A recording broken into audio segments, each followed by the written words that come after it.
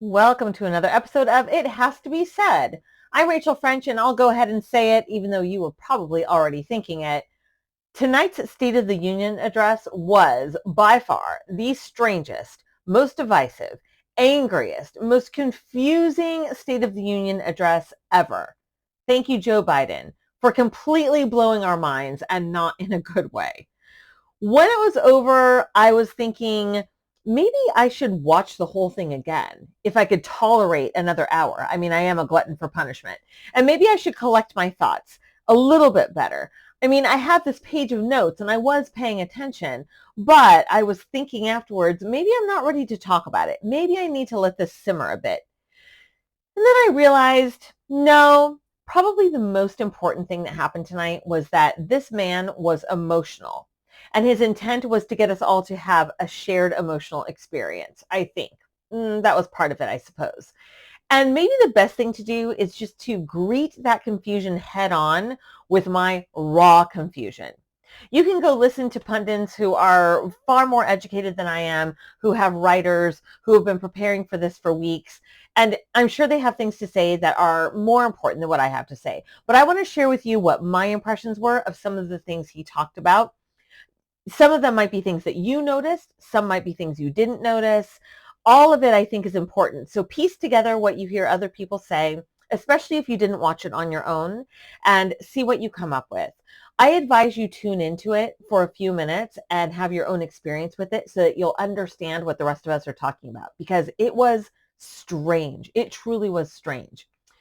I want to share with you things that surprised me and didn't surprise me, and I'll start with the fact that he was late. That didn't surprise me. We've read that it's hard for them to get him out and onto his appointments on time. They have to lie to him about start times. So I wasn't surprised that he was 20 minutes late, but it was disappointing. It is kind of disrespectful, but it is what it is. I wasn't surprised that he slurred. I wasn't surprised that he was inarticulate. I was surprised that these things happened right out of the gate. We usually get at least 10 or 15 minutes of good speaking for Joe anyway, for about 10 or 15 minutes or so, right? Not tonight. Tonight, listening to him speak from the very beginning was like watching a toddler or a puppy learning to run. Just feet going too fast and then falling on their faces. That's what he was like. Talking over himself, truncating words, dropping syllables, talking over applause. I mean, getting massive amounts of applause that were completely hyperbolic and over-exaggerated, and then not even letting the moment rest, just diving right over their applause into his next point. And I blame his speechwriters for this part, but the way he jumped from topic to topic was really confusing. It was hard to follow. It made him seem scattered. Part of it was his delivery, but part of it was the way the speech was constructed. Now, remember, he doesn't write his speeches. Someone else writes them for him. And I'm sure that there are actually more than one people. There are more than one person. There are many people involved in putting a speech together. Certainly more than one person approves what he's going to say. So he is responsible for delivery, and he approves what's going to be said, but the speech writer or writers are also responsible for putting together a series of thoughts that really lent themselves to making him seem more scattered than he even needed to seem. So that is one of the things I noticed today. That was a failure across the board. Now, I do have a question about whether Joe was just angry because he decided he was going to be angry, or whether he was angry because that's what happens when you're in cognitive decline and that's the emotion that comes out, or whether he was advised to deliver this address with an angry tone of voice because he was going to come across as virile and strong. Whatever it was, whether he went rogue or whether people told him to talk like this, it was a failure. It was just bad advice or a bad lack of control of him. Yeah, it was bad. The slurring, the inarticulateness, and the anger, the yelling, the handshaking, the pointing, all of it was disturbing. And it got me to thinking and wondering, who is he talking to? This is something that I really wonder. And what was the campaign strategy? Was he talking to me? Because he seemed really mad at me. Or was he talking to the people in the room, like often a president does during the State of the Union? Or was he talking to only his side of the aisle of people in the room? It didn't seem like it was any of those. And then I thought, well, is this a campaign strategy? If so, what is the strategy? Is he yelling at me because he doesn't like me? Is he yelling at or in front of his base in order to rile them up and piss them off so that they're practically picking fights out in the street? I'm not really sure.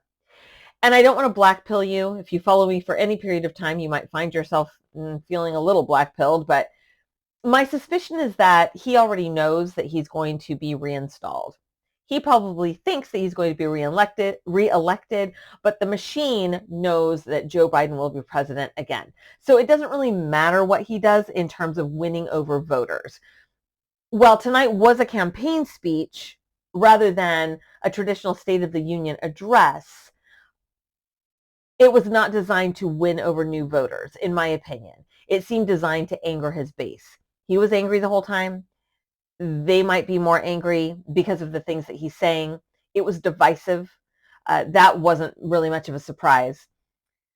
But the question of what was the point is still lingering for me. And it's something that I'll be thinking about for a couple of days. Let me tell you some things that I noticed. I noticed that he, within 3 sentences, referred to an unprecedented moment instead of an unprecedented moment. Every time he said China, he dropped the A. He called it Chine. He was truncating. He was dropping syllables. It was embarrassing. I wish he wouldn't have done that, although that does look good for us. He immediately talked about Ukraine. He said, my message to Putin is that we will not walk away. So his message to us is that we are in this war for good. We're going to send money to this cause forever. And what did Julian Assange say about war? I'm paraphrasing, maybe badly, but he said the point is never to win a war and get out of it. The intention is to keep wars going on. The military-industrial complex wants money. It's hungry. And now we've got one. We've got a war that we're going to keep sending money to, and he made that very clear. Early on also, he mentioned January 6th. In fact, he didn't even make it 5 minutes before he mentioned January 6th. Now, I am not surprised by this at all. I expected it to come up early, but I also expected it to come up often.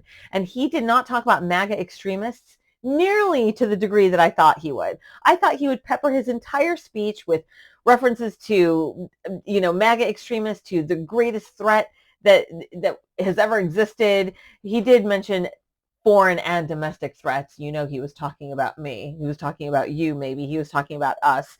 But he didn't do it as much as I thought he would.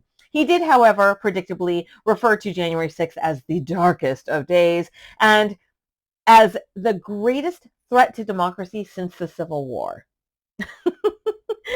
Well, I don't know if you've seen any video coming out of the White House over the last couple of weeks, but to call that event the greatest threat to democracy since the Civil War is just a flat-out joke. However, he says things like this because he knows that no one will double-check. There are a lot of people who have never seen any footage coming out of the White House except for, or out of the Capitol, I should say, but anything that's been approved for release. There are a lot of people who haven't seen any of it. They only know what mainstream media has told them. So some people will just hear him say that and they will believe it. So he's reinforcing the idea that half of the country literally threat to the country. That's all by design. Now, as part of a campaign speech, it's brilliant. As part of a State of the Union speech, it actually makes sense too, because what is the point of a State of the Union address? It's to demonstrate to the American people that this administration is doing a good job. It's to show competency and strength and progress. He failed on all of those, I believe, tonight. And I'm not saying that because I don't like him or because I disagree with his policies. I actually believe that he failed to deliver a message of strength. He yelled a lot and he shook his fists a lot, but that's not the same thing as conveying strength and confidence and progress. So if that's what he was trying to do, he did not do a good job of that.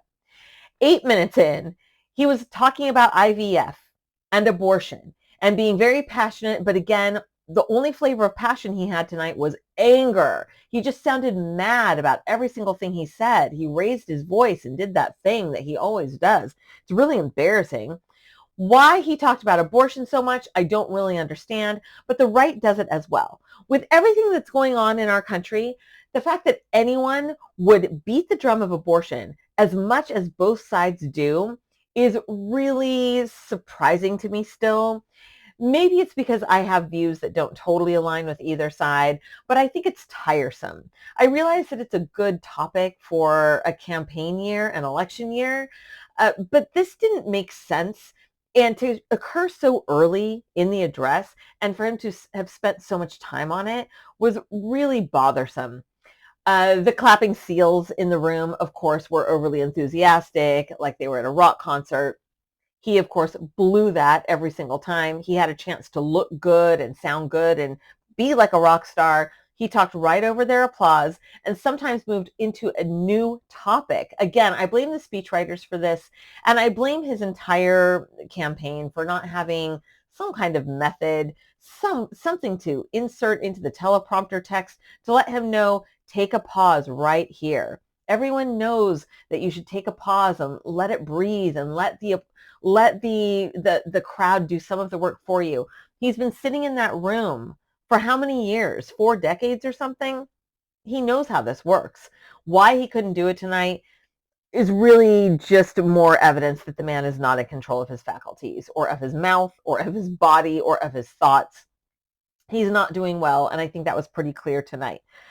I think his supporters will say that he kept it together, but just because he didn't, have a Mitch McConnell paralysis moment, just because he didn't seize up, that doesn't mean he really had it all together. He went off script a couple of times too. And did it get nuts? No, it didn't get nuts. It was the same flavor of crazy that he always is. We had to hear about shrinkflation and the sizes of snack packages again. He talked about his dad, I think, or something. I don't know, the kitchen table. Whenever he does that, he's okay as long as he sticks to something he's already said a bazillion times before. And so he was able to keep it together tonight. But again, he didn't look good. He didn't look strong. It wasn't a good night for him, in my opinion. The number of times he brought up Trump, I guess it wasn't surprising, but it's not as effective as perhaps he might think that it is. Of course, he referred to him as his predecessor. Now, this is an election year, so it makes sense to bring him up a little bit. But by constantly mentioning your predecessor, what that tells me is that you aren't strong on your own. You're only strong in comparison to your foil. Again, I blame not just him. I blame his speechwriter. I blame everyone involved here. If you're going to have the man bring up Trump all the time, then what you're doing is you're saying, I may not be strong, but I'm a lot better than he is. It's not a good strategy. I think it might work on some people, but overall, I believe that it makes him look weak. It makes him look petty. And to bring up someone who has not been in office for 3.5 years and continue to place blame or continue to hold him up as a comparison for some kind of contrast that is supposed to make Joe look good, I don't think it's a strategy that works as well as he thinks it does. Clearly, everyone else over there disagrees because I think it was 12 or 13, maybe more times that he referred to his predecessor. He talked about, and one of the times, the reason why I'm bringing this up now is because he said that his predecessor brags about the overturning of Roe v. Wade, but just look at all the chaos that has ensued. What chaos? What are you talking about? There's been no chaos. There's chaos down at the border, but let's not talk about that. Let's talk about the chaos around abortion. Why? Because you can't get an abortion on literally every corner in every town in every state. Plenty of abortions to go around, Joe. Calm down. But you also had a room full of women wearing white, which was some sort of indication that they are in support of pro-choice, which really means pro-abortion. Big topic for this campaign. That's what that tells me. That tells me that we're going to hear about this a lot more over the next several months. So get ready. Yawn, yawn, yawn, yawn. Here was a fun moment. A fun moment was when he talked about a new initiative regarding women's health research and that his wife, Dr. Jill Biden, was going to head it up. Because as you know, she's a real doctor. She's got the equivalent of a PhD in the dumbest thing you could possibly get one in, education. And I know because I was a teacher. I know people with this degree. She's not smart. But if I were choking in a restaurant, I suppose I would want there to be a doctor in the room. And I've been reassured many, many times that Jill is indeed a doctor. So it makes sense that she would be heading up something regarding women's health research. Annoying, super annoying. Something else that caught my attention that might not have caught everyone's attention, but he spent a few minutes talking about the money that's going to be put into preschool and early childhood education. And he said, without citing a source, of course, but then again, they never do on the right or the left. He said that children who go to preschool have a 50% greater chance of completing a 2 or 4 year post-high school degree than those who don't go to preschool. Now, when I was a teacher, I was aware of a lot of research around a lot of topics, including this. And the vast majority of stuff we talked about and that I saw said that whether a kid goes to preschool or not has very little, if any, effect on how far that child will end up going through in education. Now, I suppose fast forwarding 15 years, there are probably more studies that indicate that preschool is important. But that is because, in my opinion, they want more money to go to public schools, and they want your kid in there earlier. They want your kid to be fed at school and to be indoctrinated at school, and they want more of your tax dollars to go to public schools. And so it's important that they say and prove with words, if not with actual statistics, that your kid will do better if he or she goes to preschool. I don't think it's true. I think that I could probably find some studies that say the exact opposite, but I don't have the attention of the American public. I just wanted you to be aware of that because I don't think it's accurate, but I do think that it is an effective strategy to get people to believe that preschool is important. Everyone on the right said he would not mention Laken Riley tonight. They were right and they were wrong. He did mention her, but he called her Lincoln. He called her Lincoln twice. He didn't just misspeak. He really thinks the girl's name is Lincoln. In case you don't know who this is a beautiful 22-year-old girl who was killed, who was murdered by a criminal illegal alien. Now, here's what was surprising. I wasn't totally surprised that he mentioned her. In a way, he almost had to, because a lot of people in the room tonight were wearing pins, little buttons that said something about her or the situation. So maybe his team decided it was best if he got out in front of that. What I did find surprising was that he referred to the person who killed her as an illegal. See, I thought that we'd been yelled at for the last several years that no one is illegal, and certainly no one is an illegal. The fact that Joe referred to this person as an illegal instead of as a migrant tells me a couple things. The biggest thing it tells me, maybe it really only tells me one thing. I think it tells us that the man is in such severe cognitive decline that he really doesn't have total control over his faculties. And so he is reverting to what he actually believes. We've been calling them illegals for decades. He probably has a very typical attitude toward illegals that he's probably had the same view for many, many years. And so I think what he really thinks popped out instead of what it is he's supposed to say. The approved language was subverted by his addled brain. And he referred to the dude as an illegal. Count that as a win for the right. That's what I say. There was also an interesting, or maybe not so interesting, moment where he talked about John Lewis, who is dead. But he was manipulative and said that if you want to honor John Lewis, you have to vote for these voting act things. He had a couple of them that he listed. I didn't write them down, but the manipulative nature of implying that if you don't vote for these things, that you're not honoring John Lewis. And he yelled in the weirdest way, "We miss him." He yelled, "We miss him." And I'm not even doing it justice because he did it in that angry way, like he's scolding you. "We miss him." Okay. So you miss your friend, you miss your colleague. But to imply that if the people in that room don't vote the way he wants them to vote, that it's not honoring their friend and colleague, it's manipulative. It's effective, though. I mean, it is a rhetorical strategy that works. I think it was probably kind of smart of his speechwriter to put it in there. I don't think he delivered it very well, to be honest with you. I think there was too much anger around it, as there was around almost every single topic. He also mentioned something that I personally found not offensive, but something that I think I'm allowed to push back against. He talked about ending the scourge against women in America. I don't know if you've noticed, but I am a woman in America, and I can tell you without hesitation that I do not see a scourge of any kind against me. I have not encountered a scourge of any kind against me. So I don't know what he's talking about. I guess because I can't have as many abortions as I want. I guess because I can't decide to be a dude, or because I never was a dude who is now a woman experiencing a scourge. I, I don't know. I don't know. I don't know. But I can tell you that women don't want to be told by men how to feel or what their lived experience is, right? Well, if you don't want men to tell you about that, why are you letting this dude tell you about it? Because I don't want him to tell me that there's a scourge against me in America. I don't see it. I just don't see it. Again, it's just manipulation. This is what the left has. The right fails all the time. I mean, they're just terrible too. But the left constantly uses these empty appeals to emotion, and they always are trying to get you angry. And it works if you're already kind of angry, if you already feel kind of marginalized or victimized, then man, he is singing your song. He is strumming your pain with his fingers. I get it.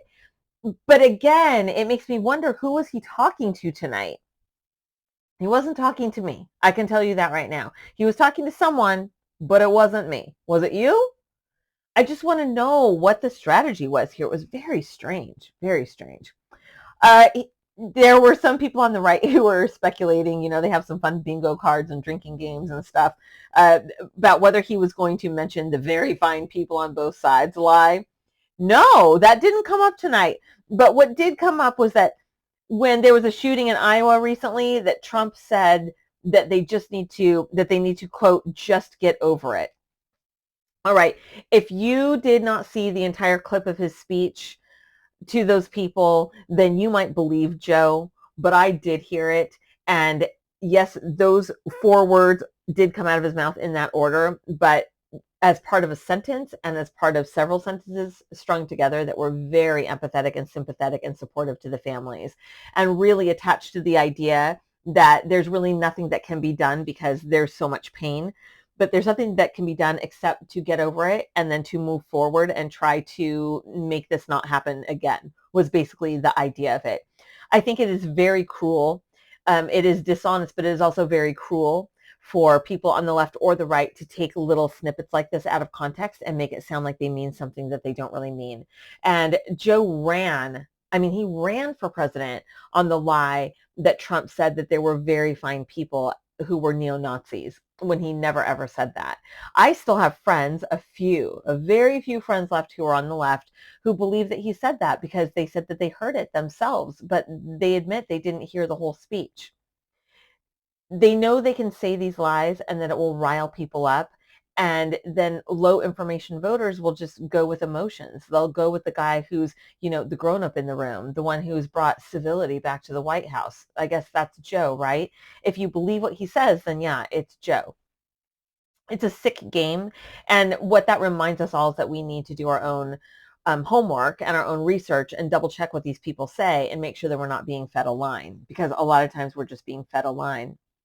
Speaking of lines, a line that was a throwaway line tonight that got totally swallowed up inside of bad delivery and inside of the fact that this was very near the end of his speech was he mentioned that that he wants to put a ban on AI voice impersonation. And the reason why that caught my attention is because there are a lot of things happening with AI, and many of them are not good. My own personal opinion, and this is for another time really, but my personal opinion is that AI is going to be overall more detriment than good for our society. I think that there are a lot of really scary, dangerous things that can come out of AI, including making us a hell of a lot dumber. But it caught my attention because of all the things that AI can be used for. Impersonating voices could be dangerous in some situations, but it's probably not the worst thing that can be done with it. Also, good luck with that. That was my thought. Good luck with that. You're not going to be able to ban it. But on top of that, what was even more important to me is that I need you to stop banning things. I need you to stop banning guns. I need you to stop banning anything. Just stay out of our lives. Just let technology do what technology is going to do. Stop over-regulating everything. Stop telling us what it is they're allowed to make. we get to decide what to buy and what to use. The government is never going to protect you. So anything that comes out of their mouths, right or left, if they want to have blanket kind of control over something, we ought to push back against that. Don't ban anything. Just let the market decide, let things progress. I feel very uncomfortable with the idea that these things are happening at a federal level. He talked about a lot of things happening at the federal level that I can argue are not so bad. I mean, I think it's not so bad that credit card companies need to be, a little, I mean, basically they're participating in usury at this point. It's practically loan sharking. But I'm not so sure that I want the federal government deciding exactly how much a late fee can be. He said it's going to be no more than $8. I don't know if I really like the idea that the federal government decides what that late fee would be.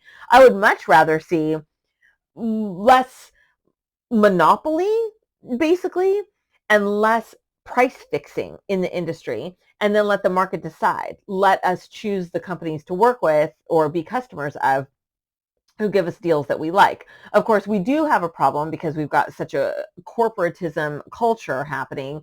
They've got so much price fixing going on and so much cooperation that we really don't have much choice. As George Carlin said, we have the illusion of choice. Still, I'm not sure that I want Joe or anyone up at DC telling individual credit card companies how much they can charge for a late fee. It just seems really weird to me. It's too much control and it makes me uncomfortable. He used near the end of his speech his line about, the ideals of America are something we've never fully lived up to, but we've never walked away from either. I think his speechwriter is really proud of this line. I think he's really proud of this line. I think it's probably a very effective line, but I want to remind you that it is not designed to inspire you to do better. It's designed to make you feel bad. It's usually used in reference to things like racism, this systemic racism that supposedly is plaguing everyone in the United States. When he uses this line, he's not telling you we're not perfect, but we continually strive to be better. What he's saying is we have failed, but we're not going to give up. And we're not going to give up on doing things that, trust me, you and I don't really want to have happen. It's an incredibly effective line. I will give his speechwriters credit for it. It's a really good line because on the surface, it sounds idealistic and positive, something that any of us could get behind. But in reality, it's designed to point out to you how evil the United States is and how much you have contributed to that evil. And we're not going to let it rest. We're going to do better and live up to a different ideal. Be aware when he uses lines like this, everything that he uses on a regular basis, same thing with Gavin Newsom, anything they use on a regular basis, there is a meaning underneath it that is deeper than the superficial. The superficial feels kind of good, kind of vanilla, sort of an easy pill to swallow, but the message underneath it is almost always some kind of very serious dig at you, criticism of you, insult of you, and your values, of any values on the right or anything conservative whatsoever. Speaking of conservatism, the close of his speech was probably the strongest. Unfortunately, it happened at the end where most people probably weren't listening, and those who were probably tired out. I mean, already I'm at 28 minutes, and most people who are going to start this episode with me are probably not around anymore. We just have short attention spans. But because he was so difficult to listen to, jumping from topic to topic, talking over himself, talking over applause, and because it was confusing and because it was actually a little uncomfortable at times, like when he went off script, it was a little, we cringed. I did. I found myself tense, wondering how bad it was going to get. But because it was at the end, I think he probably lost a lot of impact, but it was probably the best part of his speech for him, really, was he got in front of the criticism of his age, which is a really wise thing to do. He made one of his stupid jokes, I don't know, something along the line of, you can't tell it by looking at me, but I've been around a long time. He pulled from his bag of 3 jokes about age. But it's smart. Get in front of it because everybody can see that you're old. We just heard you and watched you be old for over an hour. But the way he tied this, or his speechwriter tied this to his campaign is really bright, like intelligent, smart.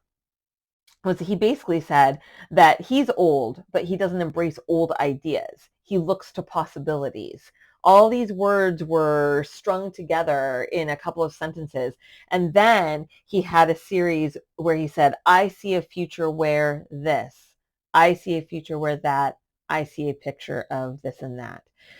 Very, very smart, because he's acknowledging I'm old, but I don't embrace old ideas.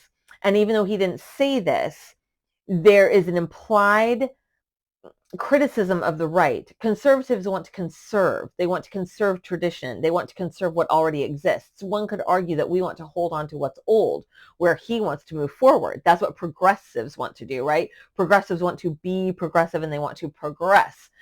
He's old, but he doesn't want to stay still or look behind him. He said something about like not looking into the past, but moving to the future, which as I'm doing this right now, I suddenly am reminding myself of Kamala constantly using that terrible line that her speechwriter is obviously very proud of, that we can look forward to what can be, unburdened by what has been.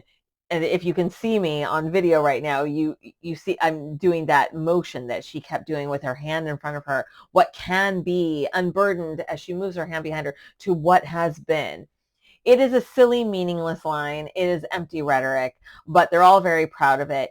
And one thing I will say about it is that it does absolutely mirror what progressivism is. They are telling you over and over again that they are progressives, and they are hard left progressives. Make no mistake. They will call you hard right. They'll call you a right-wing extremist without batting an eye. I don't even think they think it's true. Either they have completely lost the plot and they don't even know what these words mean anymore, or they really do think that you are a far right-wing terrorist while being unbelievably radical and not owning that at all, pretending like they're moderate, pretending like they speak to most of middle America, when the truth is they are horribly progressive, horribly radical, and horribly liberal. It's a trick. Pay attention to it. Now, to wrap, I can't really wrap up without addressing the Republican response to the State of the Union address. Now, Joe was an angry old man yelling at clouds, shaking his fists, or literally shaking his fist, pointing his finger, and doing an angry squint. It was really disturbing. That's not really the kind of leader I want.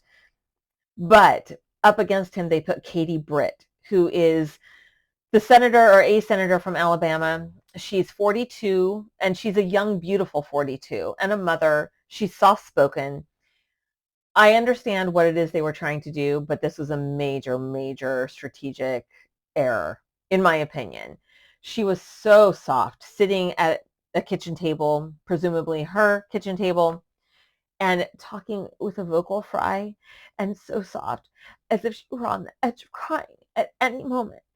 And any of us who are watching were wondering whether it was an affectation or not, but also if it wasn't, was she going to start crying? Because that is not what we need. This dude just got up there and yelled at Americans for over an hour. We need to meet strength with strength. I understand the foil. I understand the angry old guy with the soft young woman. However, when you have a threat like Joe Biden and his administration and the progressive agenda, it has to be met with strength. And it was not met with strength. It was met with weakness. And I think that this is really indicative of what's going on anyway. It was David Horowitz, or Daniel Horowitz, whichever one isn't the fight back guy, Daniel Horowitz of Conservative Review. He has such a great analogy. He says, if you've got a Democrat inside a room beating a guy to death, and you've got a Republican standing outside the room keeping anyone from going in and stopping the Democrat from beating the guy to death, who's worse? The guy inside beating the guy, or the guy outside guarding the door? We've got a real problem here with a big machine, a big uniparty, a big blob, as Mike Benz calls it. I highly recommend you look him up. The blob, the machine, the uniparty, the deep state, permanent Washington. Democrats are causing harm and Republicans are guarding the door. And what we saw tonight with this Republican rebuttal to the State of the Union address was that conservatives are weak. Republicans are weak. Joe may be unhinged. Joe may be decrepit and senile. However, he conveyed strength tonight, as much as he could, and we rebutted it with weakness. Not good. So what do we do about it? Well, number one, we just be aware. We be aware of these rhetorical devices that are being used and pay attention to things that are being repeated over and over again. Keep in mind that they're not talking to you. He's not trying to win you over. He doesn't care if you like him or not. I think he probably prefers that you hate him, and he prefers that his side hate you too. I think the more they can get us to hate each other, the better. And I'll admit it, I pretty much hate the left. I hate what they're doing. I hate their ideas. I hate the way they talk to us and about us. I hate all of it. I hate the direction our country's going. I hate the disintegration of the family and any conservative and traditional values. I hate all of it. I hate the way he talked tonight. I hate that he's our president, and I hate that he will probably be our president again. So I'm filled with tons of hate. I'm not a person who's in a position to, I'm not like a high moral character telling you that you should be like me, because the way I am is I'm angry. Not as angry as angry old Joe, but still pretty angry. But what we need to be aware of is that this is a big game being played, and we're just pawns in it. And so we need to do more to fight at the local level. We need to do more to see what we can do about unseating as many of these folks as possible. I heard Marjorie Taylor Greene not too long ago talk about how she wasn't supposed to win her position, and the Republican National Committee didn't fund her. So when she won, they were mad. That's why she gets pooped on so much, not just by the left, but also by the right. They demonize her because she wasn't the one that the big machine picked. Wouldn't it be great if we could have 100 people up there that we picked, that the machine doesn't pick? Tonight is, in my opinion, a reminder that that's what needs to happen. It all just needs to be kind of blown up, or I shouldn't say kind of, completely blown up, but figuratively blown up, because I know that my assigned FBI agent might be watching, so I don't mean literally, I mean figuratively, but it needs to be completely destroyed and rebuilt by normal Americans, not Americans who were part of the World Economic Forum Young Global Leaders, or whatever they were called. Not those approved of by the machine, but those approved of by us, the people, the constituents, the people that they work for. That's the big message, I think, of tonight. Vote anyway, no matter whether the election is on the up and up or not. Vote because it's your privilege to vote. At least that is my opinion. And it's a right and a responsibility. If you don't vote, then you can't complain. So let's overwhelm them with votes for the right people as much as we can identify the right people. And don't give up. Just be aware that we've got some really bad people in power right now, and whatever we can do to get them out of power, that's what we should do. All right, if you like what I had to say tonight, or you think you might like hearing me talk about topics other than this totally depressing State of the Union address, make sure you follow me. You can find me on YouTube and Rumble, as well as Spotify, iHeartRadio, and Apple Podcasts at It Has to Be Said, or It Has to Be Said Now, if somebody already grabbed that name. So It Has to Be Said with Rachel French. You can find me very easily. And please share this, subscribe, download, set it up to download. That really helps me get found by a new audience. And I appreciate anyone who's stuck with me all the way to the end here, because it's not the most fun topic, but if you got some value out of this, then it was totally worth it for me to put this together. And thanks a lot for listening.